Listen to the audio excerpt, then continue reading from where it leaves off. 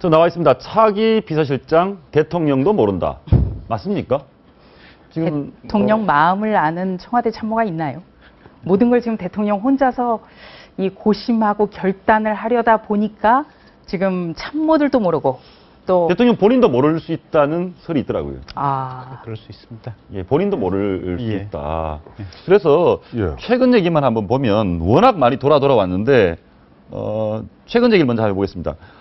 한덕수 무협회 회장, 네. 전 부총리죠. 총리입니다. 전 총리. 네. 본인이 고사했다는 얘기가 있는데 맞습니까? 네, 저희가 이제 취재를 해보니까요. 이 한덕수 전 경제부총리 같은 경우에는 이 전북 출신입니다. 그리고 김대중 노무현 정권 때 각종 요직을 거쳤죠.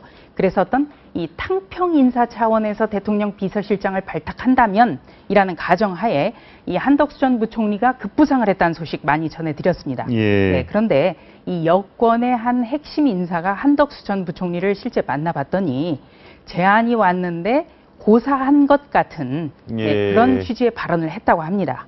예. 그 고사를 하는 게 이분이 관료지 않습니까? 네. 근데 본인이 관료고 뭐 최고위직까지 갔는데 굳이 권력의 중간에 가서 본인이 상처받기 싫다는 겁니까? 이런 분들이 보통 어떤 심정입니까? 저 같으면 시켜주면 좋다 이런 사람이 너무 많을 것 같은데. 정치권에서는 이런 해석이 있더라고요. 이제 한덕수 전 부총리 문제에 대해서 그 지금의 야권, 그러니까 한덕수 전 경제부총리가 그 내각에 있었을 때 여당이었던 분들이죠. 그분들은 이 경제부총리를 했기 때문에 총리까지 간다면 총리를 했습니다. 붓자를 떼고 했습니다. 예. 총리를 좀 일차적 목표로 하지 않겠느냐. 그게 어떻게 보면 좀 상식선 아니냐. 그런데 그런 분에게 오히려 대통령 비서실장을 권유했다. 이거는 좀 아닌 것 같다. 알겠습니다. 이런 예. 해석이 나옵니다.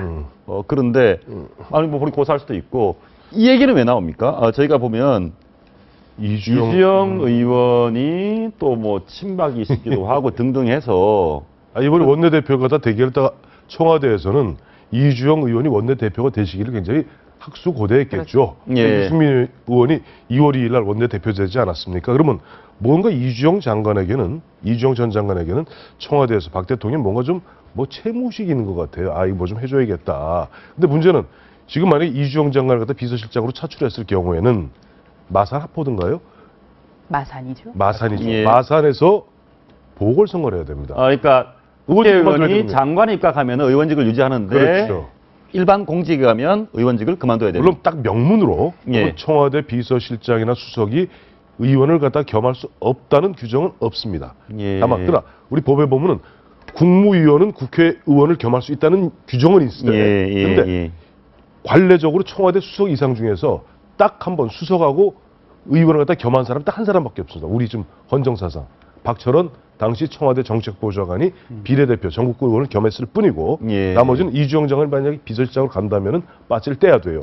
그러면 지금 1년 한 2개월 정도밖에 안 남았는데 보궐선거를 해야 되거든요. 굉장히 부담스러워요. 굉장히 부담스럽다. 그리고 또 한 가지가 그러면 저게 이주영 의원 같은 경우 그럼 다음 총선 출마를 할 것이냐 말 것이냐. 못하죠. 네. 그분 그렇다면 자연스럽게 박근혜 정부하고 어떻게 보면 운명을 같이 해야 되는 이런 역할이 주어질 수도 있는데 본인은 사실은 정치인으로 더 성장하고 싶을 거 아니겠습니까? 대통령께서 바란다고 하더라도 이주영 의원이 과연 바랄 것인지. 근데 저건 있는 것 같아요. 그러니까 대통령께서 이주영 의원을 고려했던 이유 중에 하나는 지금 현정된 정책 조정 이제 수석을 통해서 정책 문제는 이제 정책 조정 수석에게 맡기고 비서실장은 여야 두루두루 아우를 수 있는 또 국민들에게 어떤 국민 통합적 기능을 맡긴다고 했을 때는 이주영 의원이 적임이 아닌가 그런 차원에서 지금 이주영 의원을 생각했던 것 같은데 이주영 의원 본인의 어떤 정치인으로서의 역정에서 상당히 지금 배치되는 측면이 있고 또 선거와 이렇게 안 맞는 측면이 있어서 그런 부분에서 좀 걸리지 않습니까? 거기다 4선 의원 아닙니까? 네. 이번에 5선 돌파하면 5선부터는 국회의장에 도전하는 것이 일종의 법주 흐름인데 이주영 의원 같은 경우는 4선 맞추고 내년에 5선 되면 국회의장 최소한 전반기 후반기 언젠가는 한번 될 수 있는 그야말로 영원히 가문에도 국회의장으로 남을 판인데 그런 아마 딜레마가 있을 거예요. 그러니까 가게 된다면 이주영 의원 입장에서는 본인이 정말 엄청난 희생을 해야 된다. 박근혜 정권을 위해서 본인의 모든 것을 다 버린다. 이런 옥죄를 하네요. 옥죄를. 저는 일단 이 여권에서 이주영 의원 카드가 거론되는 문제부터 좀 짚어드리고 싶은데요. 그만큼 이 바깥에서 찾아본 분이 적합한 분이 없으니까 다시 그렇다면 이 의원밖에는 불가피한 거 아니냐. 이런 차원에서 또 이주영 의원을 조금 눈여겨본 것 같고요.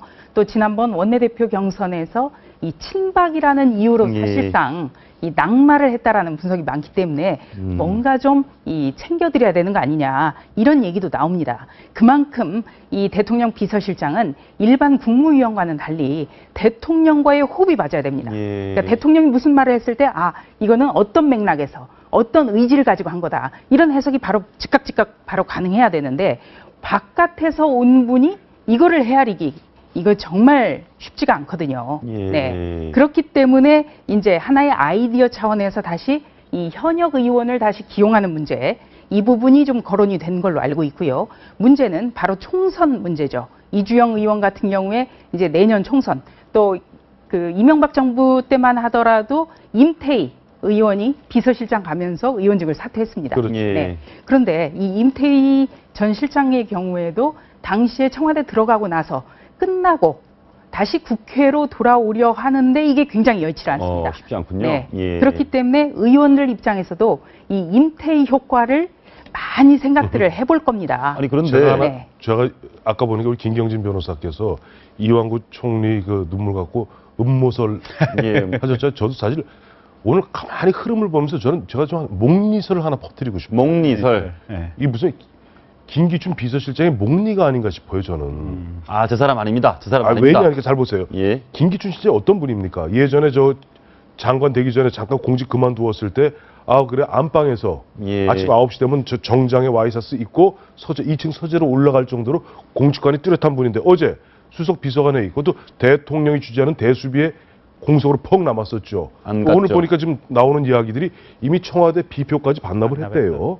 출입증 반납한 상태에서 지금 통화도 안 된다는 거예요. 자, 이건 평상시에 김기춘 실장으로선 도저히 납득이 안 가는 행태입니다. 아니, 그러니까 김기춘 실장 그런 분이 아니에요. 진짜 뭐 박근혜 대통령이 1월 12일 날 그 당시 기자회견에서도 말씀하셨습니다만은 제 자식이 그렇게 사경을 헤매고 있어도 보면 단 한 치의 흐트러짐이 없는 분인데 흐트러짐이 이런 분이 보면은 어제 대수비에서 자리도 펑 비어 있고. 왜 그럽니까?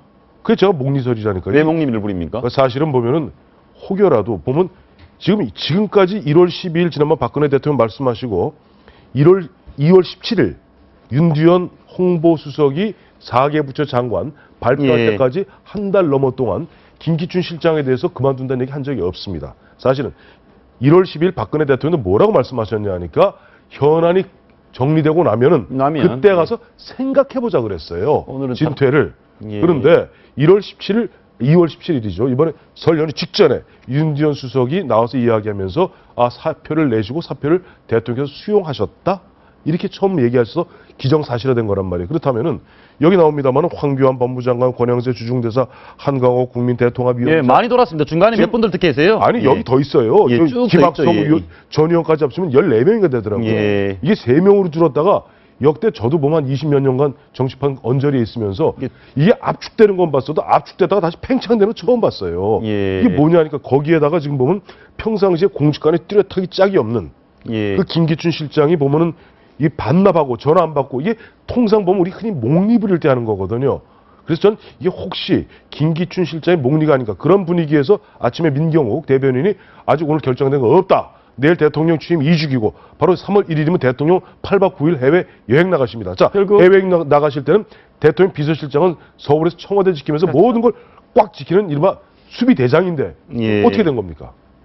그래서 제가 목리설을 퍼뜨리고 있습니다. 저는 지금 우리 황 소장님, 황 의원님, 황 의원님 말씀에 이 목리 부분까지는 동의하지는 않지만 이 김기춘 대통령 비서실장의 평소 모습과는 정말 다르다. 지금 얘기를 하셨습니다만 어제죠 대통령이 주재한 수석 비서관에게 불참을 했습니다. 그리고 오늘은 결근을 했습니다. 김기춘 비서실장 임명이 되고 나서는 토요일, 일요일도 없이 일을 했습니다. 공휴일도 다 일을 했습니다.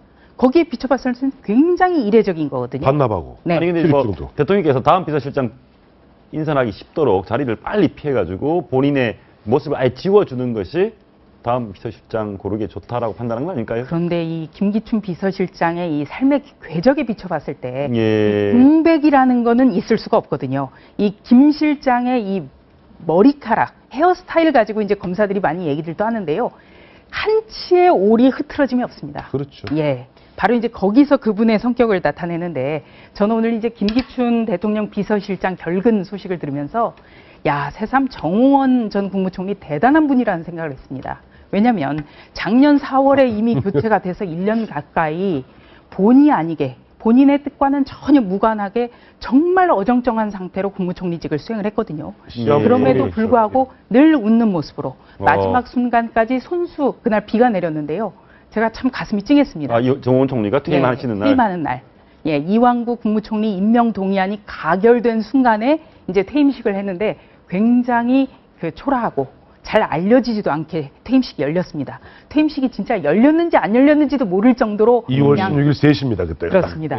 예, 그런데 이분이 그날 비 오는데 손수 우산을 받쳐 들고 그 경비 업무를 보는 분까지 전부 악수를 하고 웃으면서 떠났습니다. 예. 저는 이제 오늘 김기춘 비서실장 결근 소식을 듣고 야, 정홍원 전 국무총리 같은 분 정말 이거 쉽지 않은 일을 했다. 지금 상황에서 이게 추론해 볼 수 있는 건 이런 것 같아요. 어쨌든 김기춘 비서실장이 후임 실장에 관련해서 대통령에게 뭔가 영향을 끼치고 있는 상황은 아니다. 그다음에 김기춘 실장이 영향을 끼칠 생각도 없는 것 같다. 그다음에 어제 보면 지금 과거에 같이 근무했던 이정현 수석이라든지 식사 같이 했다는 거 아니겠습니까? 그러면서 사실상 어떤 정리를 다 했다는 거 아니겠습니까? 그러니까 최근 직전까지 대통령이 마음속에 어느 정도 두고 있는 사람이 있었던 것 같은데 그 부분이 대통령이 스스로 틀었다. 그래서 대통령 혼자 여전히 지금 혼자 그냥 길속을 헤매고 있는 과정이고 이 비서실장 인선에 관해서는 그 어느 누구도 지금 영향을 미치는 사람이 없다. 요 정도가 정리되는 상황인 것 같아요. 그래서 제가 계속 공리서를 계속 주장하는 게 과거에 조선시대 때입니다만은 영의정이나 정승 판서들이 보면 이제 사직서를 내지 않습니까? 낼 때 이런 게 있어요. 꼭 내 뜻이 원해서 아까 김경진 변호사 말하고도 일맥상통하는 건데 뭔가 그 부분에서 뭔가 좀 사인이 안 맞는 거예요. 그럴 때 보면 일종의 약간의 사보타지성. 태업 알겠습니다. 약간 사보타지성, 그러다 목리를 부린다 그러거든요. JP가 만든 말입니다. 이 자리에서도 제가 보니까 인선이 너무 늦어서 3월까지 가다 보니까 설들이 목리설이 나오는 거예요. 그리고 가장 좀 안 된 분 한 분이 있어요. 누굽니까? 아마 이제 제가 기자고 그래서 그런지 이 기자 출신인 민경욱 청와대 대변인 정말 안쓰럽더라고요. 늑대 소년처럼 늑대야. 오늘 발언이 첫 번째는 오늘은 특별한 움직임을 감지하지 못했답니다. 예. 어떤 뭐 확인도 아니고 감지하지 못했다. 눈치 봐야 돼요. 그러니까 어떤 드릴 말씀도 본인이 없고. 청와대에서 취재가 안 되는 거죠. 그러니까 감지하지 못했다는 거는. 그러니까 여전히 지금 두 번째로는 드릴 말씀이 없답니다. 노무현 정부 때 단 하루도 사고가 끊이지 않았던 청와대. 제가 출입할 때 이 송경희 대변인 같은 경우에는 몰라요 대변인이었고요. 윤태영 전 대변인 같은 경우에는 그게 아니고요 대변인이었습니다. 예. 그래서 이 민경욱 대변인 정말 이 인사가 이 결정이 날 때까지 계속 아침마다 기자들을 만나서 어떤 답변을 할지 그게 좀 궁금합니다. 알겠습니다. 자.